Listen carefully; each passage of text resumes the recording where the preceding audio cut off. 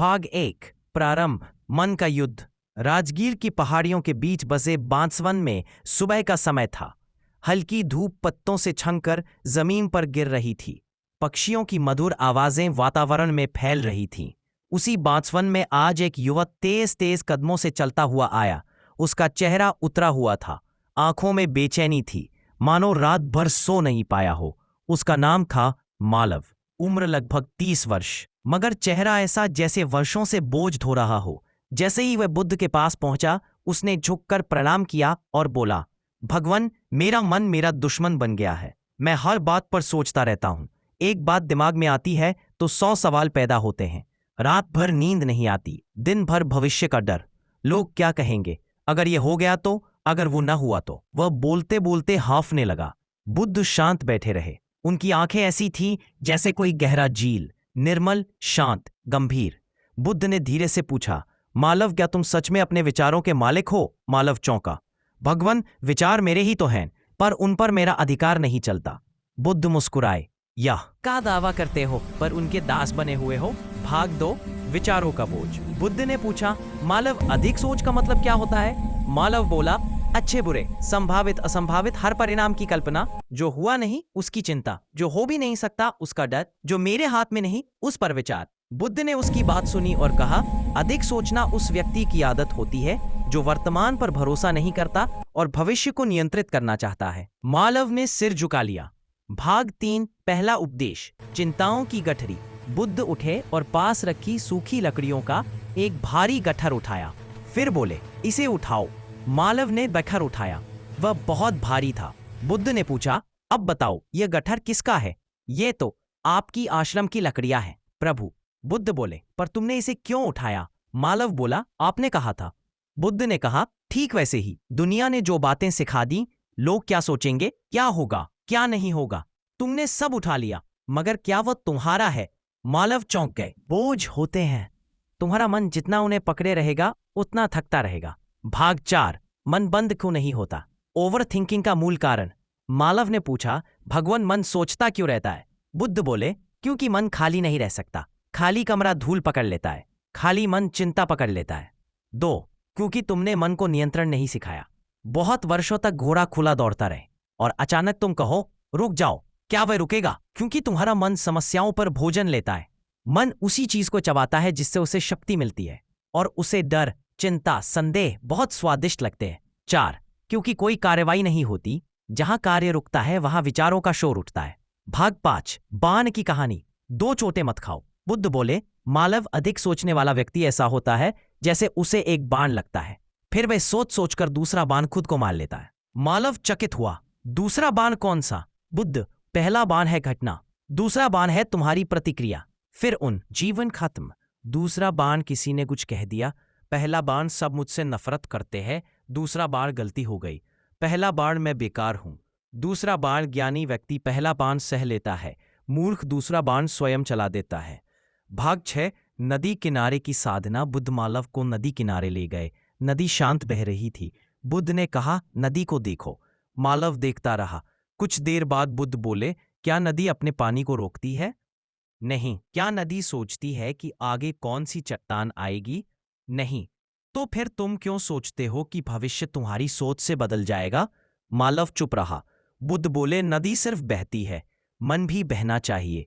जहां मन रुकता है वहीं दुख शुरू होता है। भाग 7 ध्यान का प्रथम सूत्र। श्वास देखना। बुद्ध बोले, मालव, अधिक सोच को रोकने का पहला उपाय है श्वास को देखना। उन्होंने तरीका बताया। 1 शांत बैठो। 2 सिर्फ सांस को अंदर बाहर जाते देखो। 3 ना उसे बदलो। 4 ना उसे किसी लय में लाओ। 5 बस देखो जैसे दर्शक किस जाता है।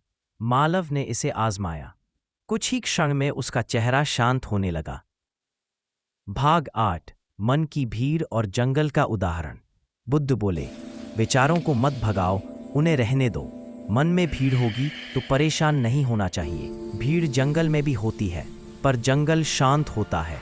मालव ने पूछा, पर भगवान, भीड़ मन को काटती खाती है। बुद्ध हंसे, क्योंकि तुम भीड़ को अपना समझ लेते हो। अगर तुम कह दो, ये विचार मेरे नहीं, मन के हैं, तो वे तुम्हें छू भी नहीं पाएंगे। भाग 9 कल्पना का दास मत बनो। बुद्ध ने कहा, अधिक सोचना कल्पना के दास होने जैसा है। जो बात नहीं हुई, जो शायद कभी नहीं होगी, जो केवल अंदाजा है, मन उसी में उलझा रहता है। फिर उन्होंने 4 श्रेणियां बताईं। 1, जो हो चुका है उस पर नियंत्रण नहीं। 2, जो होगा वह निश्चित नहीं, जो हो सकता है वह कल्पना है। 4, जो आज है वह तुम नियंत्रित कर सकते हो। ज्ञानी चौथी श्रेणी पर ध्यान देता है, मूर्ख पहली 3 पर।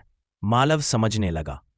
भाग 10, रात का शांत उपदेश। के पास बैठा था। उसने कहा, भगवान, रात में सबसे ज्यादा विचार आते हैं।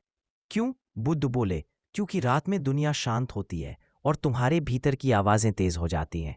फिर उन्होंने एक बात कही, अंधेरे में छोटी रस्सी भी सांप लगती है। अधिक सोच इसी तरह है। छोटी समस्या बड़ा डर, छोटी बात बड़ा विवाद, छोटी गलती बड़ा पछतावा। जब मन डरा हो तो चीजें वैसी नहीं दिखती जैसी वे हैं, बल्कि वैसी दिखती हैं जैसी तुम्हारी कल्पना उन्हें बना देती है।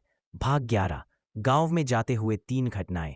अगले दिन बुद्ध मालव को गांव ले गए। रास्ते में 3 घटनाएं हुई और हर एक में ओवर थिंकिंग का एक बड़ा सत्य छिपा था। घटना 1, पगडंडी और 2 राहगीर। 2 राहगीर झगड़ रहे थे। एक कह रहा था, तुमने मुझे धक्का दिया।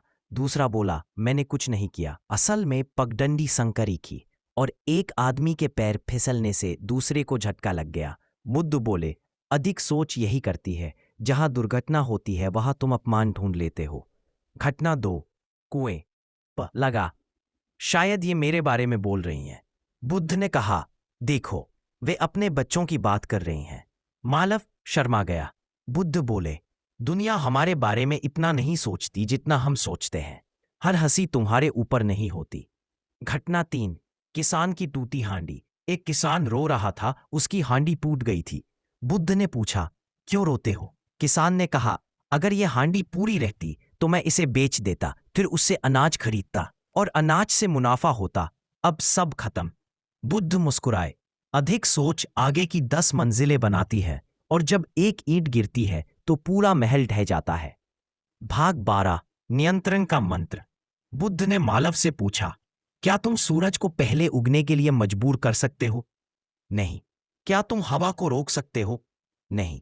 क्या तुम मृत्यु से बच सकते हो? नहीं।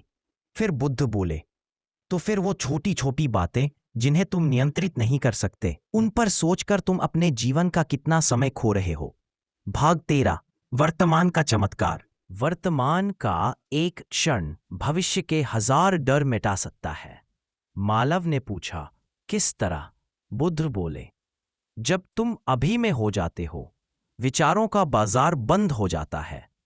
उन्होंने 5 अभ्यास दिए। 1, जो काम कर रहे हो सिर्फ वही करो। 2, चलते समय कदमों को महसूस करो। 3, खाते समय स्वाद को पहचानो। 4, काम करते समय शरीर की हर गतिविधि को नोटिस करो। 5, हर घंटे 10 सांसें गिनो। भाग 14, मन को खाली करना। बुद्ध ने कहा, जैसे मिट्टी का घड़ा खाली हो, वैसे ही मन को भी कभी कभी खाली करना पड़ता है। इसके 2 तरीके बताए। 1, लिखकर मन खाली करो। मन में जो चल रहा है बस कागज पर लिख दो, वह भार कम हो जाता है। 2, काम से मन खाली करो। जहां हाथ काम करता है वहां सिर शांत होता है। भाग 15, अंतिम परीक्षा। अग्नि के पास रात अब रात हो चुकी थी। बुद्ध ने कहा, मालव, आज तुम यहां अकेले रहोगे, इस अग्नि के पास। अगर मन में विचार आए तो उन्हें रोकना मत, सिर्फ देखना। शांत। सुबह बुद्ध आए। मालव के चेहरे पर अपनापन और सुकून था। भाग 16, अंतिम ज्ञान। मन को नियंत्रित मत करो। मालव बोला, भगवान, मेरे भीतर पहली बार शांति है। आपने मेरा मन जीत लिया। बुद्ध मुस्कुराए, तुम्हारा मन नहीं जीता, तुमने उसे लड़ना छोड़ दिया। फिर अंतिम उपदेश दिया, मन को नियंत्रित मत करो, बस उसे समझो। जो समझ में आ गया वह अपने आप शांत हो जाता है। ओ कहानी का सार। ओवर थिंकिंग खत्म करने के 12 सूत्र। 1, अपने विचारों को अपना मत समझो। 2, जो नियंत्रण में नहीं उसे छोड़ दो। 3, श्वास पर लौटो। 4, वर्तमान में ठहरो। 5, हर रात विचारों को लिखकर बाहर निकालो। 6, हर डर दूसरा बाण है, इसे रोको। 7, दुनिया आपके बारे में उतना नहीं सोचती। 9, नदी की तरह बहो, 10. मन की भीड़ को बस देखते रहो। 11. कार्रवाई करो। यह विचारों का अंत है। 12. मन को समझो, नियंत्रित करने की जरूरत नहीं।